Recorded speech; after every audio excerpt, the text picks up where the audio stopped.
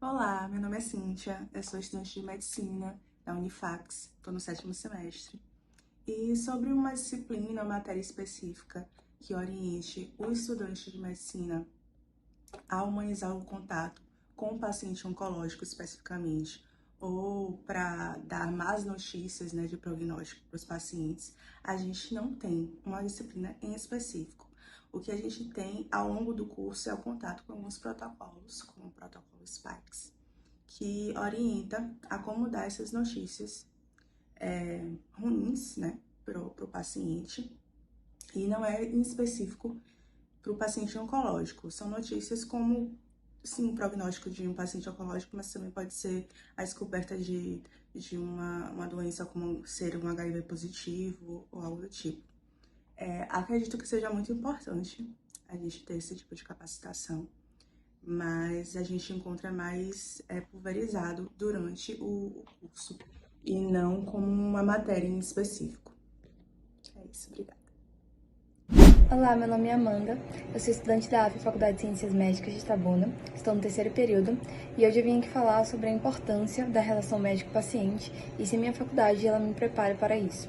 Bom, esse semestre, por exemplo, a gente está aprendendo sobre o protocolo SPIKES, que basicamente ele prepara o estudante de medicina para quando ele for médico saber lidar ou saber ter essa questão da relação com o médico-paciente para poder falar sobre as notícias difíceis, saber a melhor forma de chegar e comunicar ao familiar, até mesmo ao paciente, de uma maneira mais empática e de uma forma que o paciente ele se sinta acolhido e não somente como um objeto de estudo ou como algo que está ali somente para o médico usufruir nesse sentido de poder ter o contato. Então, eu acredito que isso é muito importante a gente aprender desde agora, porque nos prepara para algo no futuro, ou nos prepara até mesmo para o que a gente pode esperar, ou como a nossa postura ela deve ser abordada mais para frente. E a gente já tem contato até mesmo em estágios, nos estágios preparatórios, nas BSs, nossos pacientes que não são, não enfrentam tantas dificuldades como em hospitais maiores, ou no sentido de, por exemplo, um paciente que já está acamado há muito tempo, ou que já está naquele processo paliativo. Porém, tem muitas famílias que passam por questões difíceis nas UBSs que elas frequentam. Então, é sempre bom porque a gente pode estar até utilizando isso ali na forma de se comunicar com elas. Então, acredito que a minha faculdade, ela nos prepara, e não somente a faculdade, eu acho que isso também vem muito do estudante, dele saber como se portar, ou dele buscar as melhores formas de saber comunicar ao familiar, até mesmo para a questão de ter essa relação empática, porque o médico ele precisa entender que ele está ali exercendo esse papel como profissional, mas que ele está cuidando de uma vida, ele está cuidando de uma família, tem outra pessoa ali, ele está cuidando de um amor de alguém, de um pai de alguém, de uma mãe de alguém, de um amor, de maneira em relação de outra pessoa. Então é algo que eu acho que é extremamente importante e que todos os estudantes, independente do período que está, desde o primeiro até o 12º, precisa desde já aprender a se comunicar, até porque lá na frente nós somos a mudança que nós queremos para hoje. Oi pessoal, me chamo Rafaela, estou no 2º período da Faculdade de Medicina e vou falar um pouquinho acerca da empatia e também da comunicação e a importância deles, em especial no atendimento de pacientes oncológicos.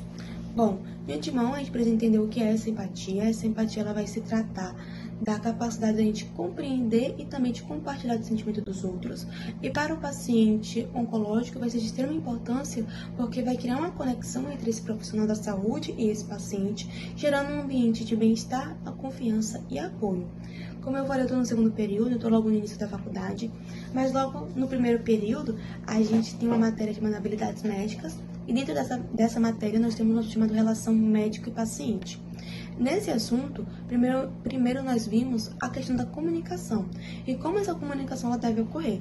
Essa comunicação ela deve ser eficiente, concisa e de fácil entendimento, porque quando um paciente ele consegue compreender aquilo que tem que ser passado, ele consegue ter autonomia para tomar as decisões.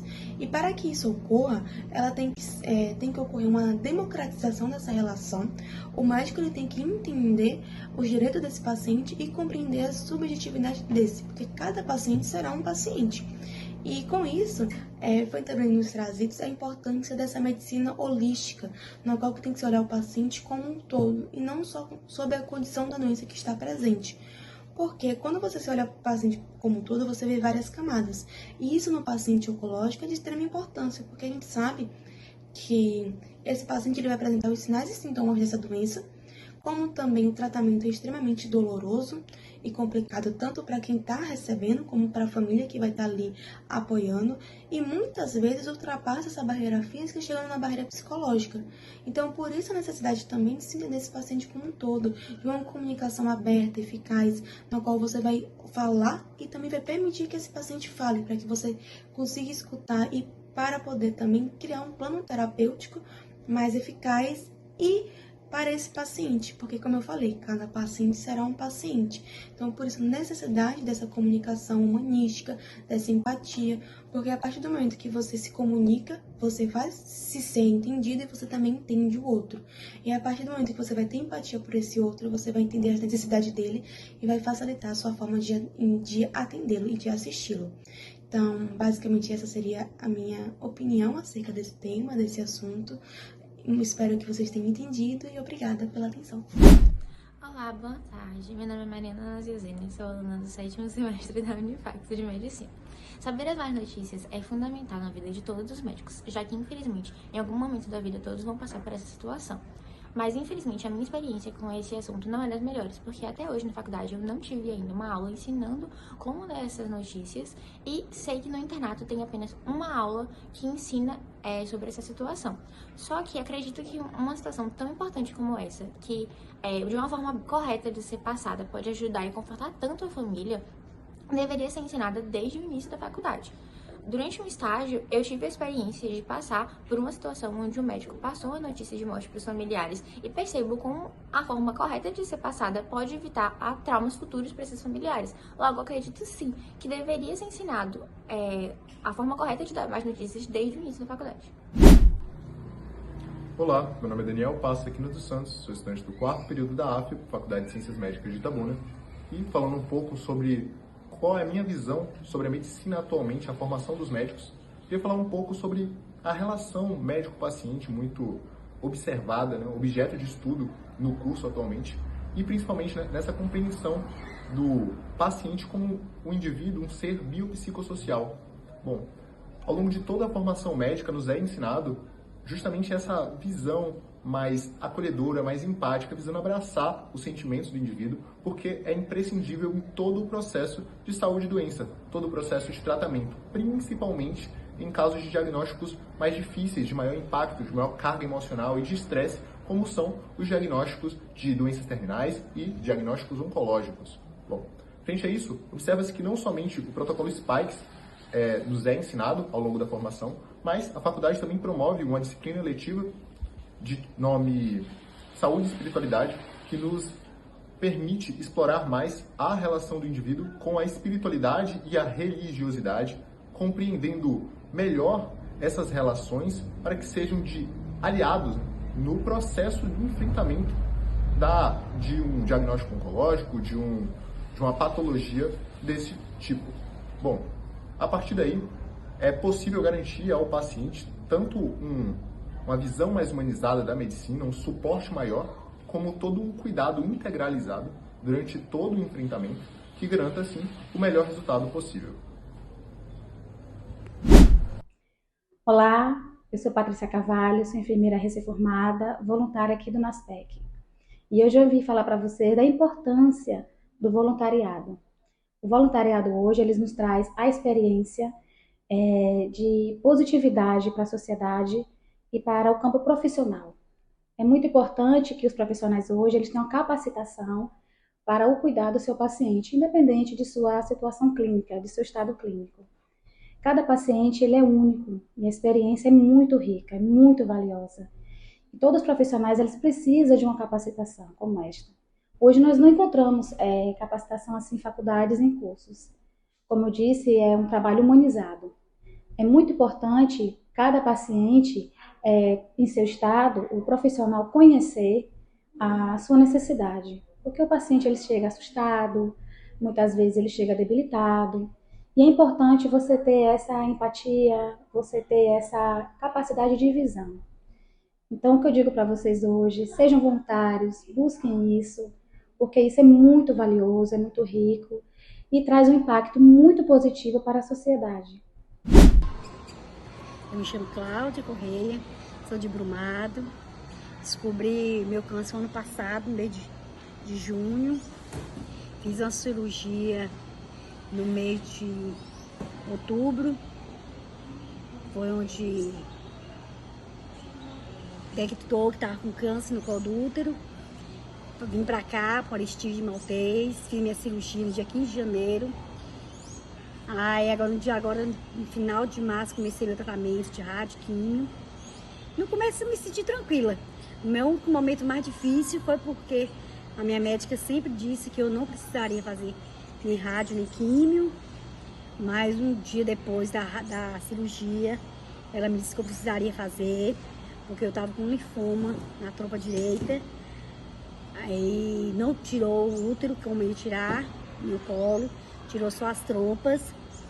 Pra mim foi difícil, quando eu soube, quando eu ia fazer a radioquímio, porque eu achei que sempre o pessoal fala que o tratamento mais difícil é a radioquímio. Mas depois eu fiquei tranquila, só minha família ficou muito abalada, mas eu entreguei nas mãos de Deus, tá tudo resolvido, eu sei que eu já tô curada. E é o único mais coisa difícil é ficar longe da família, né? Porque a gente é de outra cidade, de outro município, mas aqui, graças a Deus, na ASPEC, sou bem tratada por todo mundo, médico, enfermeira, psicólogo, os amigos, a gente que encontra aqui, que faz amizade. Mas eu tô bem, graças a Deus. Só alguns efeitos da rádio, que tá me prejudicando mais do que a químio, na verdade. Mas eu tô bem, graças a Deus. Meu nome é Romilza Medrado. Eu sou uma ex-paciente de câncer, na realidade de 7 cânceres. E hoje eu vou falar para vocês que a primeira notícia realmente tem um diferencial muito grande, por várias razões. Primeiro, a época em que eu me encontrava, foram 37 anos atrás, o primeiro diagnóstico. Um diagnóstico que eu fui para entender se eu ainda tinha uma sequela de um acidente de carro. E na realidade eu estava já com um tumor de mais de 2,5 centímetros. Ou seja, era um tumor na mama esquerda. Era uma corrida contra o tempo. Uma mulher muito jovem ainda, com um diagnóstico bem fechado, bem conclusivo. E eu precisava correr contra o tempo.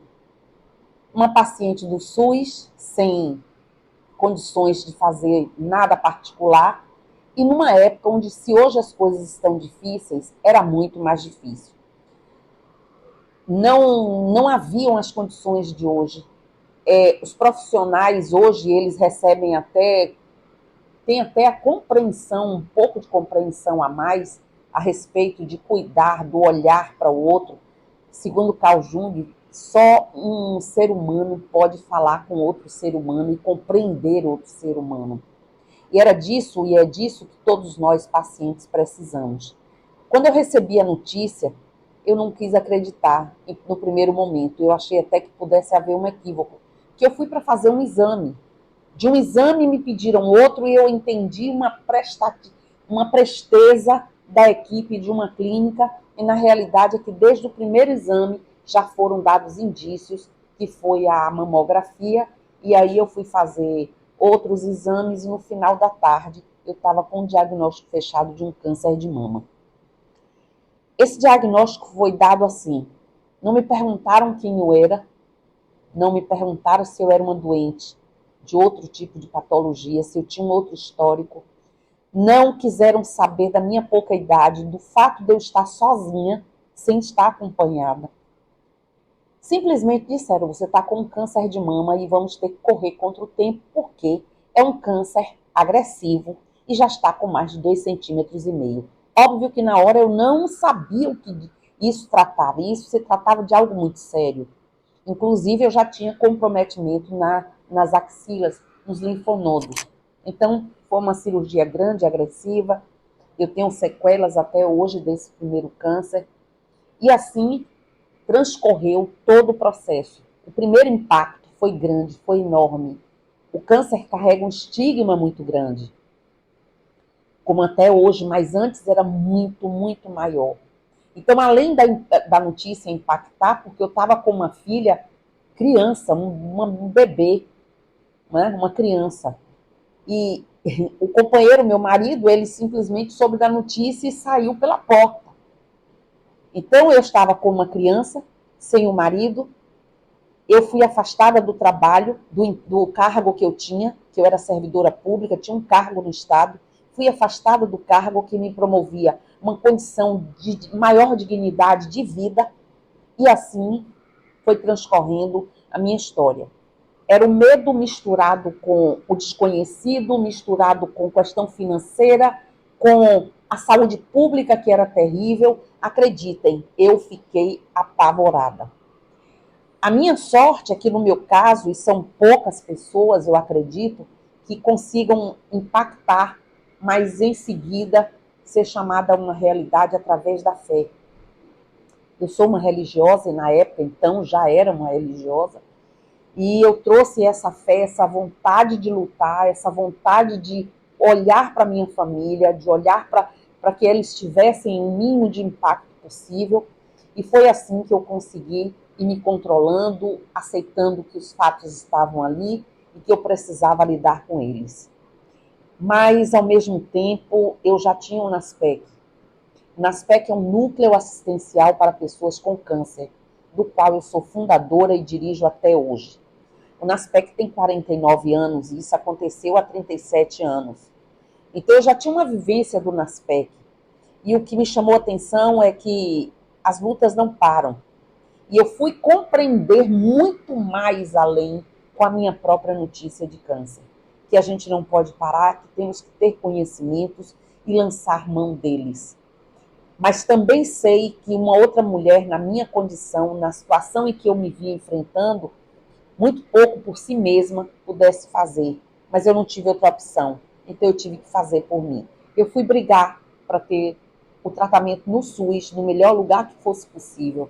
Eu fui brigar por tudo que eu pude na época que tinha disponível para que eu tivesse chances de vida, por todas as razões. Primeiro que já na época eu era uma servidora pública e infelizmente a saúde pública era um caos. E eu sabia disso. Eu trabalhava na Secretaria de Saúde do Estado da Bahia. E eu sabia o que acontecia. Então eu fui ao secretário de Estado, eu fui chefe de gabinete, até conseguir ser uma paciente da melhor unidade que tinha disponível na época, que era uma concessão para poucas pessoas, que foi no Hospital São Rafael. E lá eu fiz meu tratamento, e fiz o tratamento desse câncer, fiz rádio, fiz químio, fiz tudo.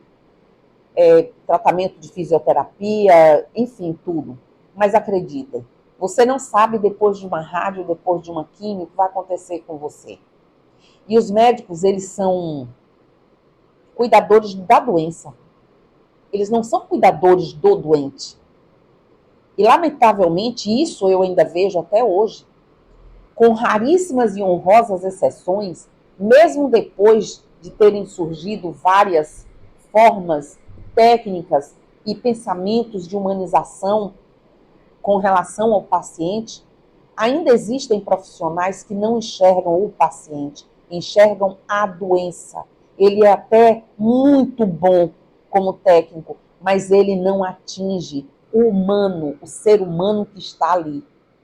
Ele não consegue salvar o psicológico, ele não consegue salvar noites de sono perdida, porque ele não consegue lidar com a doença, com o doente. Ele só consegue lidar com o tumor, com o tratamento do tumor, com o resultado do tratamento, com o resultado de exame. Mas o paciente, ele não consegue lidar. E o paciente se vê sozinho. Se é uma unidade que tem psicólogo, que tem um assistente social, que tem alguém, uma equipe multidisciplinar, hoje, menos mal. Mas naquela época isso não existia. Naquela época e durante muitos outros, né, porque eu tive 7 cânceres. Então cada notícia é um susto. Cada vez que eu ia ao médico, na realidade, era uma expectativa de um novo câncer. E depois do segundo, então, eu sabia que tinha tido o primeiro, que já estava no segundo, e eu podia ter outros como tive. Mas eu também sabia de uma coisa já nessa época, que a gente pode lutar. se eu não morri do primeiro, do segundo, e como estou até hoje aqui, sabendo que eu posso lutar. Mas ainda hoje eu sei o estrago que isso pode causar no psicológico de uma pessoa. Como você pode transtornar uma vida, porque uma vida não é só um tumor, uma vida não é só o sucesso de uma doença. Você tem uma vida posterior. E qual é a qualidade dessa vida? Como você vai conduzir essa vida? Como você vai encarar a sociedade? Como você quer se encarar? Como você gostaria de ser olhada pelas pessoas? Eu era olhada por meus colegas como uma cancerosa, como uma pessoa que podia morrer, que ia morrer, uma pessoa que tinha a pele pálida o tempo inteiro, que usava peruca. Eu usei peruca anos, até o dia que eu quis me libertar da peruca. Como uma libertação, porque em determinado momento a peruca era o símbolo da doença. Eu não queria ser um símbolo de nenhuma doença. Talvez ficar careca chocasse as pessoas, mas para mim era muito mais cômodo.